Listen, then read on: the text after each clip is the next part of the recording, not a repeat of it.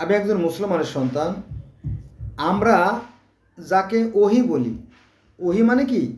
ওহি অর্থাৎ সেই সৃষ্টিকর্তার পক্ষ থেকে যে বাণী বা মেসেজ, হ্যাঁ, বা যে বার্তা, সেটাকে হচ্ছে ওহি। আবার ইহুদি ধর্ম এবং খ্রিস্টান ধর্মে সৃষ্টিকর্তার পক্ষ থেকে যে মেসেজ বা যে বার্তা বা যে খবর আসে তাকে বলা হয় কি জানেন?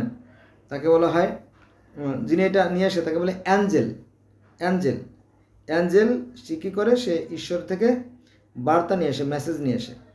তাহলে আমরা ইসলাম ধর্মে পাইলাম ওহি বলে, আর খ্রিস্টান ইহুদি ধর্মে আছে যে অ্যাঞ্জেল মেসেজ নিয়ে আসে। অ্যাঞ্জেল মানে কি? সেই ফেরেস্তা। অ্যাঞ্জেল মানে ফেরেস্তা। আর সনাতন ধর্মে আকাশবাণী বা দৈববাণী। দৈব মানে কি?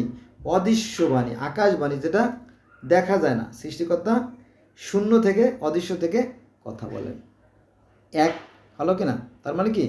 সনাতন ধর্ম যে কথা বলতেছে, ইহুদি ধর্ম সেই কথা বলতেছে, খ্রিস্টান ধর্ম সেই কথা বলতেছে, সনাতন ধর্ম সেই একই কথা বলতেছে, তবে কি শব্দ ভিন্ন। এটা অ্যাঞ্জেল, অ্যাঞ্জেল অর্থাৎ সেই ঈশ্বরের দূত, এটা বলে ইহুদি খ্রিস্টানরা। আর আমরা মুসলমানরা বলি কি? ফেরেস্তা। আর আরবিতে বললে কি হয়? মালাইকা। মালাইকা, মালাইকা মানে ফেরেস্তা। আর হিন্দুরা বলে কি? দৈববাণী বা দেবদূত। দেবদূত বলে। বোঝা গেছে বিষয়টা? একই মানে এক দেশের গালি আর এক দেশের বলি, একই বিষয়।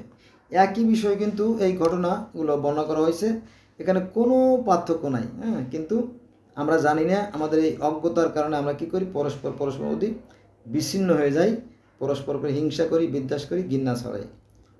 এভাবে নতুন নতুন ধর্মের জন্ম হয়, কিন্তু আসলে ধর্মের যে মৌলিক যে বিষয়গুলো, যে ফাউন্ডেশনগুলো, তার মধ্যে কোনো পার্থক্য নেই। বোঝা গেছে বিষয়টা? হিতাহিত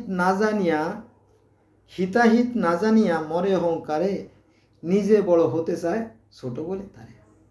তাহলে আমরা জানলাম যে আমরা মুসলমানরা যারাকে বলি ফেরেস্তা, ইহুদি খ্রিস্টান তাকে বলি অ্যাঞ্জেল, আর সনাতন বা হিন্দু ধর্মে যারা আছে তাকে বলে দেবদূত। বা দেবদূত যে এইগুলো আনে, যে খবর নিয়ে এসে আকাশ থেকে, সৃষ্টিকর্তা থেকে, ঈশ্বর থেকে, তাকে বলে কি? দৈব বাণী। বোঝা গেছে বিষয়টা? এই, আর কোনো পার্থক্য নাই, মূল বিষয় কিন্তু এক।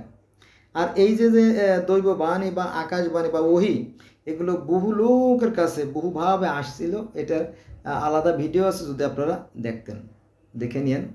আমার এই ভিডিও খুঁজলে পেয়ে যাবেন। ধন্যবাদ সবাইকে।